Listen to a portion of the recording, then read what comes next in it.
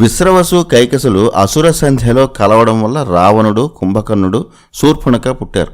ధర్మంగా ప్రవర్తించే ఒక్క కొడుకైనా ఉండాలని కైకసే భర్తను కోరుకుంది.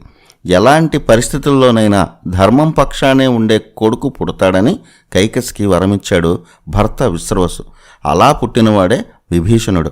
విశ్రవసు కైకసి ఎలా కోరుకున్నారో అలాంటి కొడుకే విభీషణుడు. అందుకే రావణుడి అధర్మాలకు విభీషణుడు చిన్నప్పటి నుంచి వ్యతిరేకి. రావణుడితో పాటు విభీషణుడు కూడా బ్రహ్మ కోసం ఘోరమైన తపస్సు చేశాడు. రావణుడు నరులు, వానరులు తప్ప మిగిలిన వారితో చావులేని వరాన్ని కోరుకున్నాడు. కుంభకర్ణుడు పొరపాటున నిద్ర వరాన్ని కోరుకున్నాడు. విభీషణుడు మాత్రం ఎలాంటి పరిస్థితుల్లోనూ తన మనస్సు ధర్మం వైపే ఉండాలని కోరాడు. బ్రహ్మాస్త్రాన్ని కోరుకున్నాడు. ఈ రెండూ బ్రహ్మ ప్రసాదించాడు.